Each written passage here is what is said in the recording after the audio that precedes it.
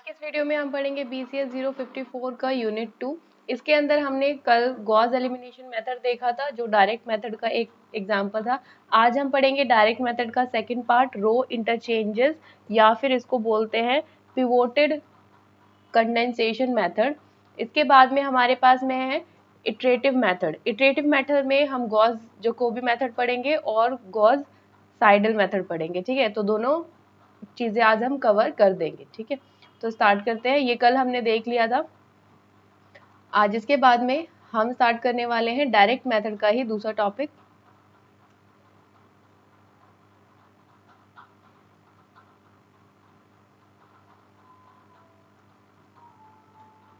जिसका नेम है Gauss elimination with row interchanges या फिर आप बोल सकते हो पिवोटल कंसिडेशन मेथड। इसको दोनों नामों से जाना जा सकता है। अगर आपके पेपर में लिखा हुआ है रो इंटरचेंजिंग से कर दिखाओ तो मतलब इसी की बात हो रही है। पिवोटल कंसिडेशन मेथड से बोला गया है तो आपको इसी से सॉल्व करना पड़ेगा। तो हम इसको, ये हमें क्वेश्चन दे रखी है, यहाँ पर तीन आपकी लीनियर इक्वेशन दे रखी है, 3x² plus 4x3 equals to 2, 4x1 minus 2x2 plus x3 equals to 18, 3x1 plus 4x2 plus 5x3 equals to 18। तो ये हमें तीन इक्वेशन दे रखी है। हम इसके बेसिस पे xy, x1, x2 की वैल्यूज को फाइंड आउट करेंगे। ठीक है, यहाँ पर x1 का कोफिशिएंट कुछ भी नहीं है तो वहाँ पर हम 0 लिखेंगे। सबसे पहले हम इसका सोल्यूशन के लिए क्या करते हैं, सोल्यूशन स्टार्ट करने से पहले हमने लास्ट ऑगमेंटेड मेथड देखा था, मतलब ऑगमेंटिक मैट्रिक्स किस तरीके से बनाते हैं, तो यहाँ पर भी हम वही बनाएंगे। तो सबसे पहले ऑगमेंटेड मैट्रिक्स बनाएंगे। इसमें यहाँ पर आप लिखेंगे x1 का कॉफिशिएंट, यहाँ लिखेंगे x2 का कॉफिशिएंट, यहाँ पर लिखेंगे x3 का कॉफिशिएंट, बीच में एक लाइन डालेंगे और ये जो पूरा है इसको हम बोलते हैं b। तो यहाँ पर आप लिखेंगे जो भी टर्म्स है b की वो यहाँ पर हम लिख देंगे। उसके बाद में हमारा x1 यहाँ पर है ही नहीं तो उसका 0 आ जाएगा, x2 की वैल्यू 3 है और x3 है आपका 4 और b इज 2। नेक्स्ट में देखो, नेक्स्ट इक्वेशन में यहाँ पर 4 आएगा, -2 आएगा एंड 1 आएगा और 18 आएगा, 3, 4, 5 और 11।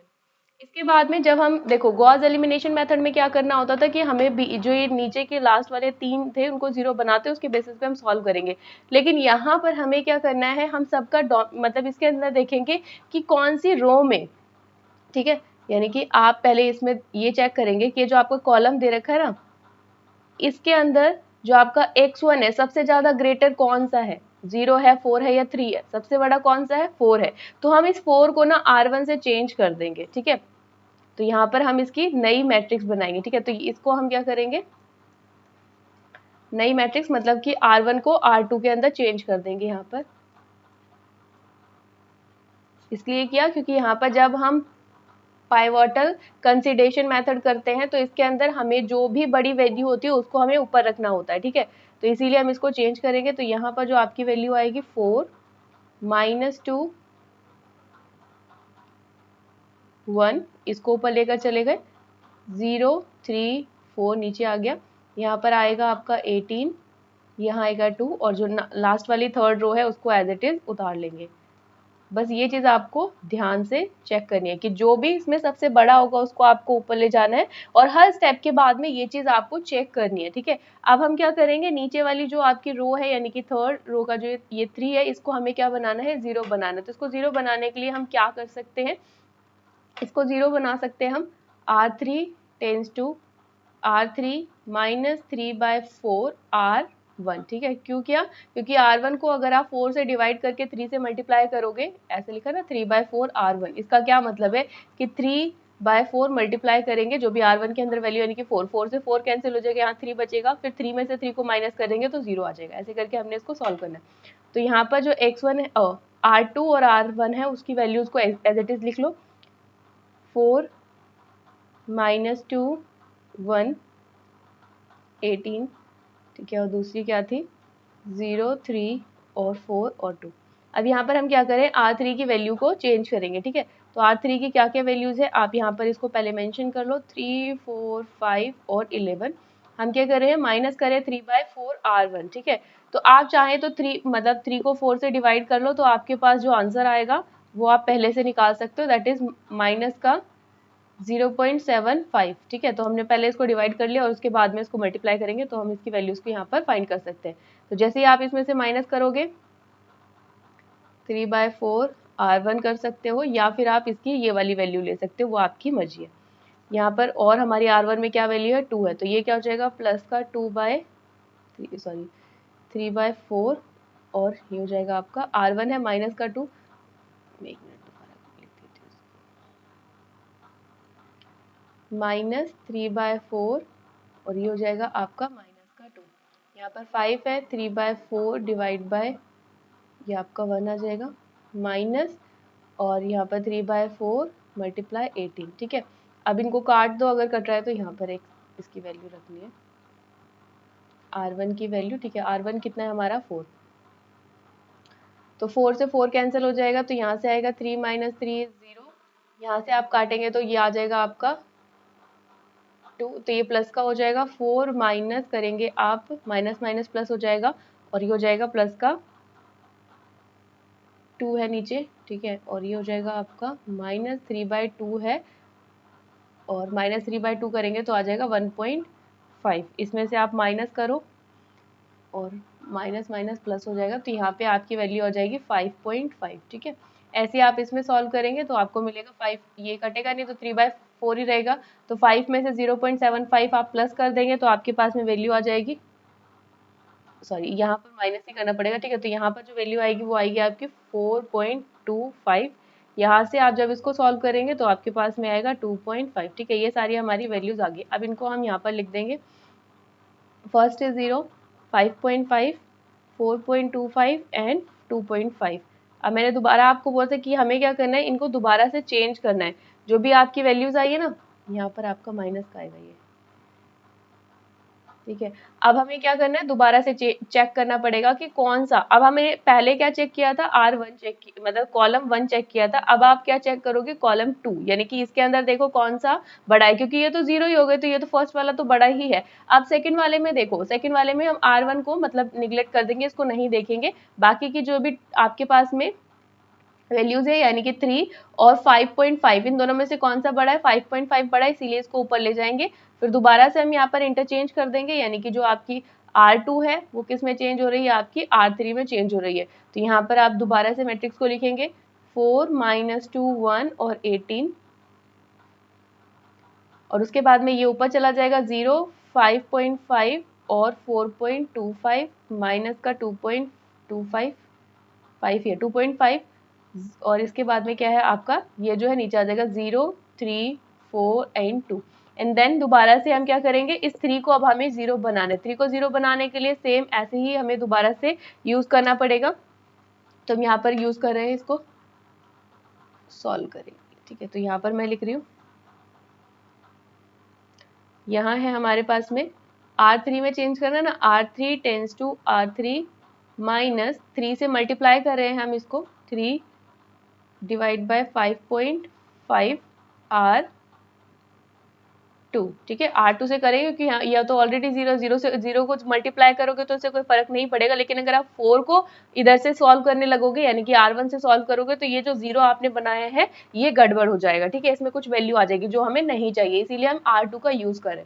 तो यहाँ पर जब आप सॉल्व करोगे इसको, तो जो हम जिस भी रो में चेंज नहीं होने वाला उसको एज इट इज लिख लो,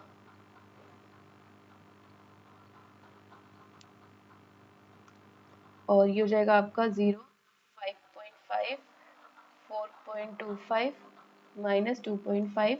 अब यहाँ पे क्या करेंगे, R3 -3 मल्टीप्लाई और 5.5 डिवाइड करेंगे, तो 5.5 से डिवाइड करेंगे तो ये कट जाएगा, फिर 3 में से 3 माइनस हो जाएगा तो ये 0 आ जाएगा, तो 0, ये भी 0। इसको सॉल्व करेंगे तो यहाँ पर आएगा आपका 6.66, फिर यहाँ पर आपकी वैल्यू आएगी 3.38, ठीक है। अब इसके बाद में यहाँ पे जब आपकी वैल्यूज आ जाएंगी, अब हमें क्या करना है, इन वैल्यूज को सब्स्टिट्यूट करेंगे।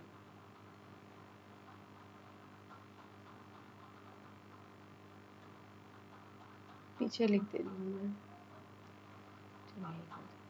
बाय सब्स्टिट्यूशन, ठीक है। हम सब्स्टिट्यूशन से क्या निकालेंगे, यहाँ पर क्या है आपका x3 की वैल्यू, तो यहाँ पे क्या हो जाएगा, x3 इक्वल्स टू, मतलब आप ऐसे भी लिख सकते हो इसको, जैसे हमने कल उसके अंदर किया था, तो यहाँ पर आप इसको ऐसे लिखो, x3 मल्टीप्लाई ये वाली वैल्यू ना 1.66, क्योंकि ये सब 0 हो गए तो इसको हटा दो, यहाँ पे बचेगा 3.38। अब यहाँ पर x3 की वैल्यू जब आप काउंट करोगे तो 3.38 डिवाइड बाय करोगे 1.66, इसको इससे कट करोगे तो यहाँ पर आपकी वैल्यू आएगी 2.036, ठीक है 1। अब यहाँ पे जो क्वेश्चन था आपका, क्वेश्चन में इन्होंने बोला था 2 डेसिमल प्लेसेस तक वैल्यू चाहिए, तो हमें यहाँ पर क्या है, ये दे रखा है 2.036 है ना, तो यहाँ पे हमें क्या करना पड़ेगा, ये जो 36 है इन्होंने तो 2 डेसिमल वैल्यू तक मांगा है, तो यहाँ अगर ये जो 6 है ना, अगर ये 5 से बड़ा होता है या 5 के बराबर होता है तो इस वाली वैल्यू को हम एक इंक्रीज कर देते हैं ना, तो यहाँ से हमारी वैल्यू क्या आएगी 2.034,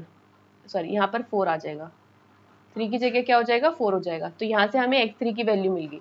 अब सेम ऐसे ही हम क्या करेंगे, x2 की वैल्यू निकालेंगे और x1 की वैल्यू निकालेंगे। तो जब आप x2 की वैल्यू निकालोगे तो यहाँ पर हमें ये दोनों यूज करने पड़ेंगे, तो हम लिखेंगे यहाँ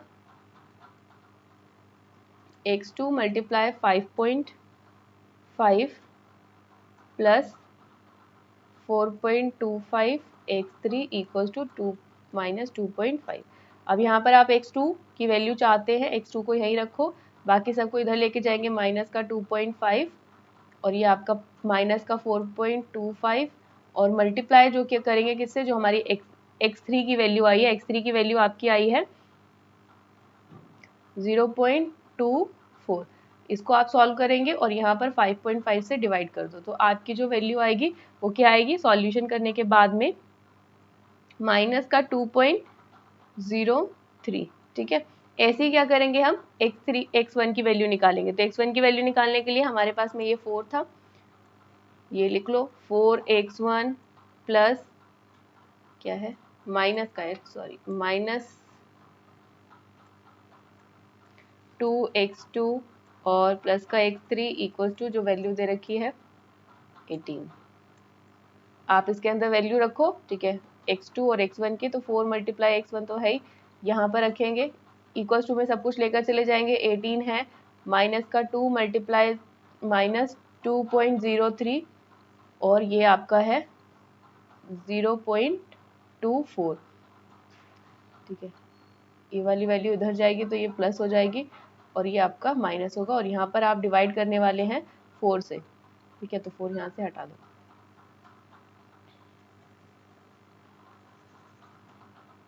इसको लिख दो x1 इक्वल्स टू दिस। अब आप इसको सॉल्व करेंगे तो आपको मिलेगा 2.98, ठीक है, तो ये हमें इस तरीके से सॉल्व करना है। आई होप कि आपको गॉस एलिमिनेशन मेथड समझ में आया, बाय किसका यूज करके हमने क्या, ये पिवोट कंडेंसेशन का यूज करके किया। यहाँ पर आपको बस ध्यान रखना है कि जब आपने गॉस एलिमिनेशन मेथड किया था वहां पर हम ऐसा कुछ चेक नहीं कर रहे थे कि कहाँ पर कॉलम में कौन सी वैल्यू ग्रेटर होनी चाहिए, लेकिन यहाँ पर हम हमेशा क्या करते हैं, हर एक स्टेप के बाद में चेक करते हैं। जब पहली बात तो हमें ये तीनों जीरो बनाने और हर स्टेप के बाद में जैसे भी आपने कोई भी एलिमिनेट रो का कोई भी ऑपरेशन परफॉर्म किया है वो यूज करने के बाद में हम उसमें चेक करेंगे कि हमारे कॉलम में कौन सी वैल्यू सबसे बड़ी है, उसको हम टॉप पर लेकर आएंगे, ठीक है। और जब स्टार्टिंग में R1 से चेक करते, मतलब कॉलम 1 को चेक करेंगे, फिर जब कॉलम 2 को चेक करेंगे तो फर्स्ट वाले को निगलेक्ट कर देंगे क्योंकि हमारे पास में इसकी वैल्यू हाइयर मिल गई थी, ठीक है, और इसका कोई यूज नहीं है। अब हम नेक्स्ट को चेक करेंगे, ऐसे करके चेक करने के बाद में उसको सॉल्व करते हैं और फिर हमें वैल्यू मिल जाती है, ठीक है। अब हम करेंगे, हमारे पास जो इटरेटिव मेथड होता है उसके अंदर हमारे पास में 2 मेथड है, ठीक है, इटरेटिव मेथड में 2 मेथड है, जिसमें एक है गॉस जकोबी इटरेटिव मेथड, दूसरा है गॉस साइडल इटरेटिव मेथड। इसको सॉल्व करने के लिए देखो, पहले आपको कोई भी इक्वेशन दी होगी तो यहाँ पर ना आप हमेशा ध्यान रखना, जब आपको क्या कोई भी इक्वेशन दी होगी तो आप उस इक्वेशन में से x1 की वैल्यू निकाल लेना, बाकी सबको एक साइड ले जाना, फिर दूसरी में से x2 की वैल्यू निकाल लेना, बाकी सबको एक साइड ले जाएंगे, फिर x3 रखेंगे और बाकी सबको एक साइड ले जाएंगे। फिर ऐसे ही गॉस साइडल मेथड में भी ऐसे ही करते हैं, लेकिन इसमें चेंज कहाँ पर होता है कि जब हम इनको यूज करते हैं ना, लाइक क्वेश्चन करते हैं, फिर दोनों को एक ही क्वेश्चन से करते हैं तो हमें समझ में आ जाएगा। लेट्स सपोज कि आपके पास में 3 इक्वेशन दे रखी है, -4x1 plus x2 plus 10x3 equals to 21, 5x1 minus x2 plus x3 equals to 14. Third is 2x1 plus 8x2 minus x3 equals to minus का 7, ठीक है।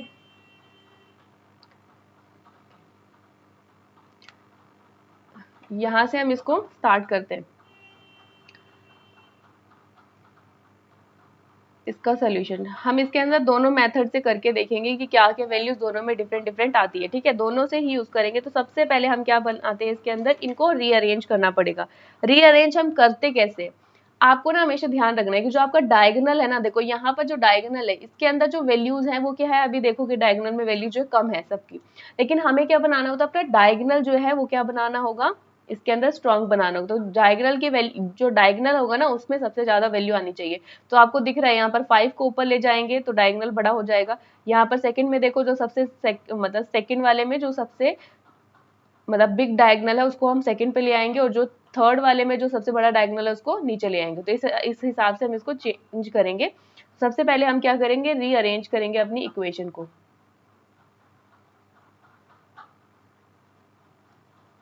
सारी इक्वेशंस को हमने रीअरेंज किया तो करेंगे, देखो यहाँ पे क्या हो जाएगा, 5 सबसे बड़ा है तो 5x1 माइनस का x2 प्लस का x3 equals to 14।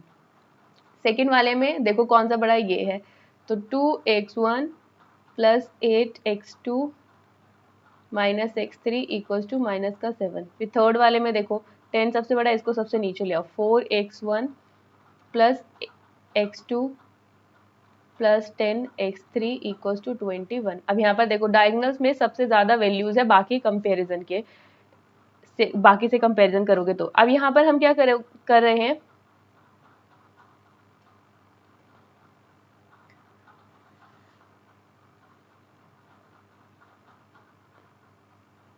Gauss Jacobi method लिख सकते हो आप, मेथड को यूज करें। तो इसके लिए हम क्या करेंगे, x1 की वैल्यू यहीं पे रखेंगे, इससे वैल्यू फाइंड आउट करेंगे तो सारी चीज इधर चली जाएगी। तो 14 प्लस x2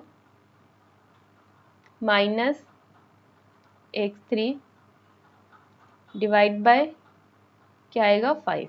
ठीक है, ऐसे ही हम दूसरा निकालेंगे तो x2 की वैल्यू क्या आएगी आपकी, -7 माइनस का 2x1 और माइनस का x3 प्लस का हो जाएगा ये, और डिवाइड बाय 8। यस, ऐसे ही हम क्या करेंगे, x3 की वैल्यू निकालेंगे। तो थर्ड इक्वेशन से करेंगे तो यहाँ पर 21 प्लस का 4x1 और माइनस का x2 और डिवाइड बाय 10। यहाँ तक आपको समझ में आ गया। अब यहाँ पे क्या करेंगे, जब हम इनिशियली देखो, जब ये चीज क्या होगी, हम इनिशियली तीनों की वैल्यू x1 x2 x3 तीनों की वैल्यू क्या लेकर चल रहे हैं, 0 लेकर चल रहे हैं। ठीक है, तीनों की वैल्यू 0 लेकर चल रहे हैं। तो स्टार्टिंग में देखो क्या आएगा, x1 x2 x3 equals to 0। ठीक है, तीनों की वैल्यू 0 पुट करिए। अब इनमें ना देखो चेंज क्या करना होता है, अगर आपने ये किसके लिए निकाला है, n+1 के लिए। ठीक है, यानी कि अगर आप x1 की वैल्यू नेक्स्ट इटरेशन के लिए निकाल रहे हो तो यहाँ पर जो वैल्यू रहेगी ना वो इसके प्रीवियस इटरेशन वाली यूज होगी। यहाँ पर भी प्रीवियस इटरेशन मतलब प्रीवियस जो वैल्यू होगी वो यूज करेंगे। यहाँ पर भी सेम ऐसे ही, अगर यहाँ पर हम क्या कर रहे हैं, x+1 की वैल्यू निकाल रहे हैं तो यहाँ पर इसमें प्रीवियस वैल्यूज को ही यूज किया जाएगा। लेकिन जब हम जकोबी मेथड में करते हैं तो उसके अंदर हमारी n+1 की वैल्यू आती है, मतलब नेक्स्ट जो मेथड आएगा उसके अंदर करेंगे। तो जकोबी मेथड में क्या होगा, अगर यहाँ पर n+1 है तो यहाँ पर हमें n वाली वैल्यूज लेनी है, यानी कि प्रीवियस वाली। यहाँ पर भी क्या हो जाएगा, n+1 के लिए निकालेंगे तो यहाँ पर भी n ये हो जाएगा और इसकी भी वैल्यू n वाली लेनी है। तो यहाँ पर अगर हमने x1 x2 x3 इनिशियली हमने 0 लेकर चला, ठीक है, इसको 0 पुट किया, तो यहाँ पर देखो फर्स्ट इक्वेशन में अगर वैल्यू 0 पुट करोगे यानी कि x2 और x3 0 हो जाएगा, तो 14 डिवाइड बाय 5, पहला तो यही बचेगा। तो x1 की वैल्यू क्या आ जाएगी आपकी यहाँ पर 15 डिवाइड बाय 14 डिवाइड बाय 5। अब आप इसको डिवाइड करोगे तो आपका आएगा 0.80। अब क्या करेंगे, हम x2 की वैल्यू निकालेंगे। ठीक है, और x2 की वैल्यू निकालने के लिए क्या करेंगे, यहाँ पर क्या होगा 1, तो यहाँ पर जो x0 होगा, ये सारे क्या है हमारे x0 की वैल्यू, ऐसा समझ सकते हैं कि इनिशियली हमने 0 लिया है, यहाँ पर हम x0 की वैल्यू पुट करें। तो यहाँ पर क्या हो जाएगा n-1 यानी कि 1 - 1। तो यहाँ पर जो हमारा ये आएगा इसकी वैल्यू आएगी आपकी, इनिशियली ये दोनों 0 हो जाएंगे तो यहाँ से आएगा -7/8। इसको सॉल्व करेंगे तो आएगा -0.88। ऐसे ही क्या करें, x3 की वैल्यू निकाल रहे हैं 41, तो यहाँ पर क्या आ जाएगा आपका, बाकी सब 0 0 तो 21/10। यहाँ पर आएगा आपका 2.10, ये हमारी होगी फर्स्ट इटरेशन। अब ऐसे ही हम सेकेंड इटरेशन कर रहे हैं, ठीक है। अब सेकेंड इटरेशन के लिए क्या, यहाँ पर क्या आएगा, x2 आएगा, नहीं ऊपर x2 लिखेंगे, ठीक है। यहाँ पर हमें क्या लिखना है, x1 सेकेंड के लिए, सेकेंड इटरेशन के लिए। तो यहाँ पर अभी हमें क्या करना पड़ेगा, सबकी वैल्यूज पुट करनी पड़ेगी। तो यहाँ पर देखो, यहाँ पर 14 प्लस x, ये जो x2 है इसकी क्या है, n वाली, यानी कि जो प्रीवियस वैल्यू थी वो यूज करेंगे। तो यहाँ पर जो x2 था हमारा उसकी वैल्यू रखेंगे -0.88, ठीक है। और यहाँ पर भी इसी की वैल्यू रखेंगे, पर हाँ यहाँ पर x3 है ना, सिंपल, हाँ माइनस का x3, और ये हो जाएगा 2.10 और डिवाइड बाय 5, क्योंकि अभी हमने x1 की जो इक्वेशन थी वो ये वाली ली थी, डिवाइड बाय 5 कर रहे थे, यहाँ से हमें वैल्यू मिल गई। अब इसको सॉल्व करो, इन दोनों को ऐड करके इसमें से माइनस करेंगे और डिवाइड करेंगे 5 से, तो आपको मिलेगा 2.20, ठीक है। अब ऐसे क्या करना है, x2 की वैल्यू फाइंड करनी है फॉर सेकेंड इटरेशन। तो यहाँ पर क्या करेंगे, इसी इक्वेशन को रखेंगे और यहाँ पर जो प्रीवियस रहेगा उसकी वैल्यू को यूज करेंगे।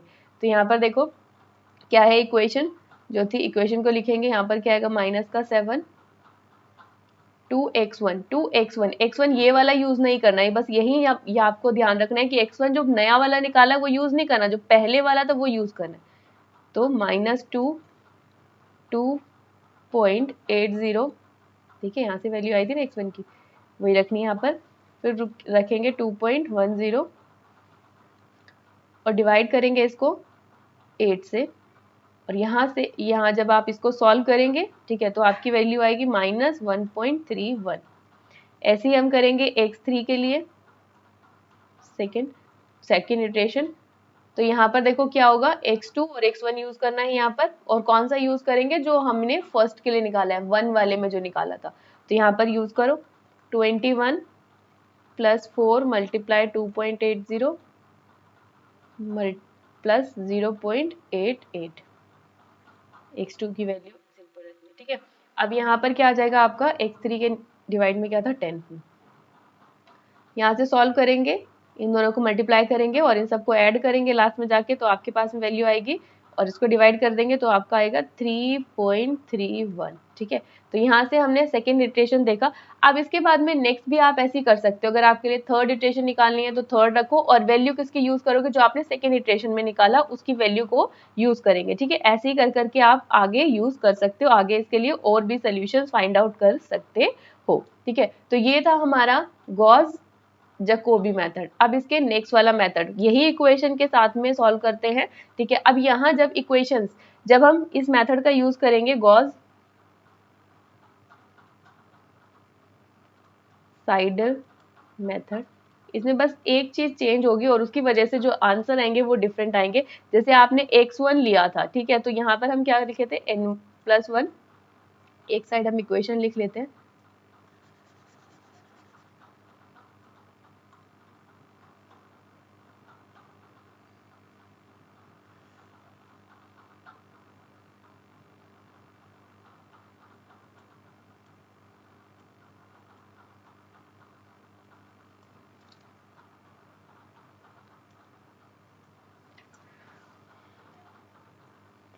ठीक है। यहाँ पर हमने इस इक्वेशन को यूज किया, सेम इक्वेशन वही वाली।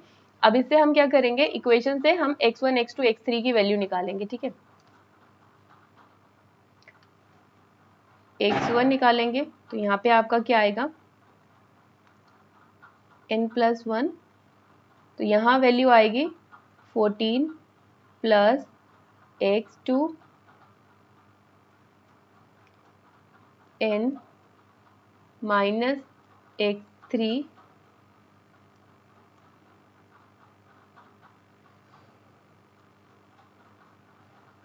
और n, ठीक है। सिर्फ इसी वाले इक्वेशन में यहाँ पर रखा है, और यहाँ पर आपका आ जाएगा 5।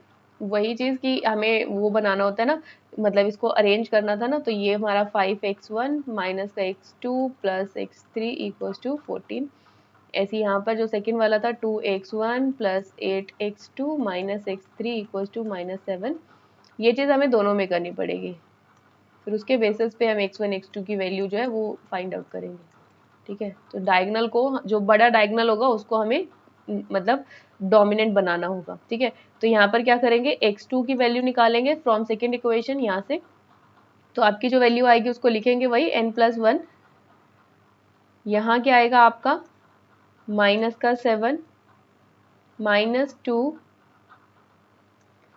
x1 n+1, ठीक है। ये जो वैल्यू आएगी ना x1 की, इसको अब आपको यहाँ यूज करना है, ठीक है, x2 निकालने के लिए। तो इसमें नई वैल्यू का यूज करते हैं, x1 की नई वैल्यू आ गई ना, तो वो हम यहाँ पर यूज कर सकते हैं, डिवाइड बाय 8। अब x3 की जब आप वैल्यू यूज करेंगे, तो जो वैल्यू निकालेंगे, तो यहाँ आएगा आपका 21 + 4।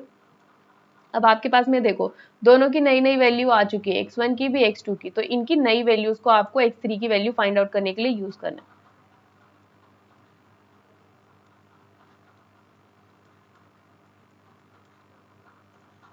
डिवाइड बाय 10, ठीक है।